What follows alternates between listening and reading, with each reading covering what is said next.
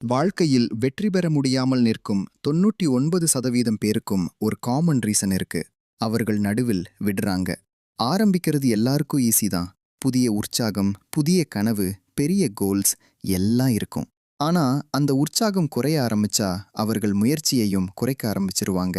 அதுதான் அவர்களை வெற்றியிலிருந்து தள்ளிவிடும் முதல் தவறு. முயற்சி என்பது ஒரு நாளில் முடியும் விஷயம் இல்ல. அது ஒரு ப்ராசஸ். சில நேரங்களில் அது ஸ்லோவா இருக்கும், சில நேரங்களில் எந்த ரிசல்ட்டும் தெரியாத மாதிரி இருக்கும். அந்த நேரத்தில் தான் பெரும்பாலானவர்கள் கிவ் அப் பண்ணிடுவாங்க. என்னால முடியாது, இது வேலை ஆகாதுன்னு நினைச்சு அவர்கள் தங்கள் ட்ரீமையே விட்டால் உண்மையில் அந்த லாஸ்ட் முயற்சி தான் அவர்களுக்கு வெற்றியை கொடுத்திருக்கும்.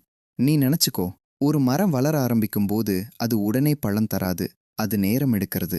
தினமும் அது வளர்ந்து கொண்டே இருக்கும். வெளியில் தெரியாம இருந்தாலும் உள்ளே அது ஸ்ட்ராங் ஆகிக் கொண்டே இருக்கும். அதே மாதிரி தான் உன் முயற்சியும். நீ தினமும் எடுத்த ஸ்மால் ஸ்டெப்ஸ் அது ஒரு நாள் பெரிய மாற்றத்தை உருவாக்கும். வெற்றி அடைந்தவர்கள் யாரும் ஸ்பெஷல் இல்ல. அவர்கள் வேற மாதிரி பண்ணியது ஒன்றே, அவர்கள் விடல. மற்றவர்கள் எல்லாம் கிவ் அப் பண்ணிய இடத்திலேயே அவர்கள் இன்னொரு முயற்சி எடுத்தாங்க. அந்த ஒரு எக்ஸ்ட்ரா முயற்சி தான் அவர்களை 1% குரூப்ல கொண்டு போச்சு. அதுதான் டிஃபரன்ஸ். வாழ்க்கையில் பெயின் வரும், ஸ்ட்ரகிள் வரும், டவுட் வரும்.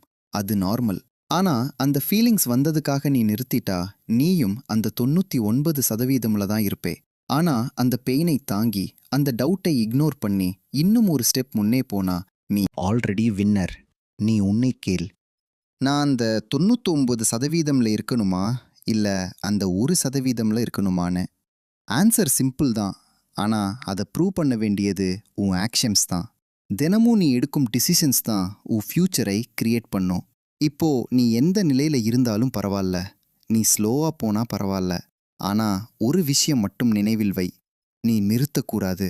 நீ முயற்சி செய்கிற வரை நீ தோல்வி அடையவில்லை. நீ இன்னும் கேம்ல இருக்கிறாய். ஒரு நாள் வரும்.